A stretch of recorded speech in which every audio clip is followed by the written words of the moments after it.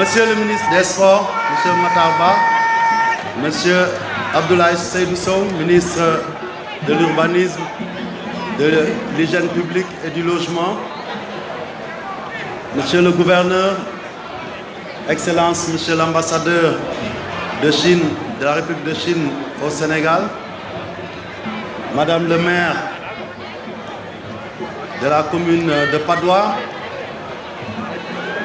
Monsieur le vice-président du CONOS, Mesdames et Messieurs les membres du comité exécutif de la Fédération, Mesdames et Messieurs de la presse, chers invités, tous en vos noms et en vos rangs et qualités respectées, Mesdames, Messieurs les supporters du 12e Gaïndé et de Ale Casa,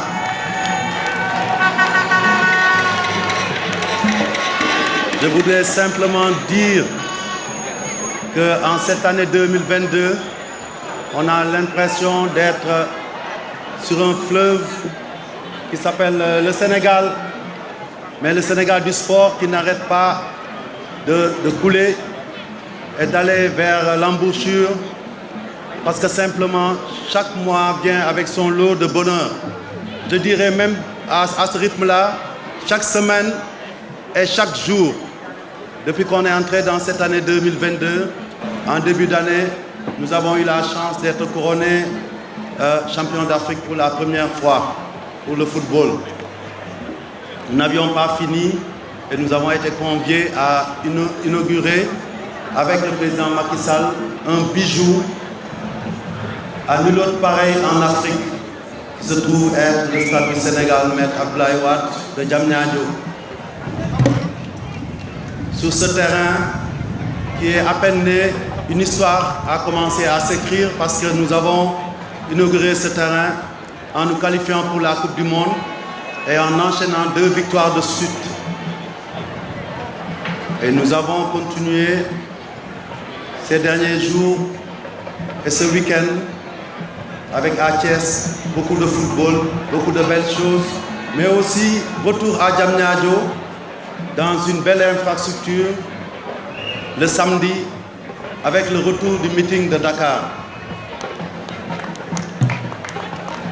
Et je dirais simplement qu'aujourd'hui, c'est ce lot de réalisation qui est en train de se continuer, de se perpétuer quand on se retrouve ici dans ce stade mythique qui est le stade Léopold Sédar Senghor pour le lancement par M. le ministre Matarba des travaux non pas seulement du stade Léopold Senghor, mais je dis bien de 4 stades qui vont être mis à niveau et modernisés. Tout cela montre combien le chef de l'État, le président Macky Sall, a le cœur et le corps chevillés au sport de notre pays. Depuis qu'il est à la tête de ce pays, je peux dire que jamais nous n'avons vu autant d'infrastructures sportives naître en quelques années dans un pays comme le nôtre. Et dans tous les environs, quand on sort de notre pays, nous qui voyageons à travers le sport, nous savons ce que nous disons. Il n'y a aucun autre pays qui a été capable, en 5 ou 6 années, de se doter d'autant d'infrastructures sportives. Et mon discours sera bref, parce que je voulais faire un focus là-dessus. Parce que nous, les sportifs, nous partageons une chose, tous ceux qui sont là, et en tout cas nous les footballeurs, on le sait, mais les karatékas aussi, n'est-ce pas, Maître Dieye, parce que je ne l'appellerai pas Madame le maire, je dirais Maître Dieye. Ça montre aussi comment le peuple du sport est large. Cette dame, quand elle est venue ici, on l'a présentée comme Madame le maire, mais elle est repartie comme ceinture noire de karaté, et ça montre que le sport recèle des valeurs insoupçonnées. Et je disais donc que nous avons en partage, nous tous, supporters, acteurs, dirigeants, footballeurs, basketteurs, handballeurs, karatékas et autres, la passion du sport. Si nous avons la chance d'avoir un chef d'État, un président qui nous accompagne, qui vit avec nous cette passion, nous ne pouvons rater aucune occasion de lui dire un grand merci. Et je voudrais encore ici le réitérer. Et chaque fois que l'occasion nous en sera donnée, et je sais que les occasions ne manqueront pas, puisqu'avec 4 stades les inaugurations vont suivre. À chaque fois que nous aurons l'occasion, nous lui dirons un grand merci parce que les sportifs, la jeunesse ont besoin de voir des choses concrètes qui se réalisent à leur profit et sans discontinuer. Et c'est ce que le président Macky Sall est en train de faire. Vous me permettrez, une fois avoir parlé du président Macky Sall, de remercier un homme qui est là, le ministre Matar Ba. Le président Macky Sall lui a fait confiance depuis quelques années, non seulement sur le plan sportif, mais sur le plan de la gestion de ces infrastructures que nous voyons. Et je pense qu'à tous les niveaux, nous avons eu des satisfactions qui vont au-delà de toutes les expériences.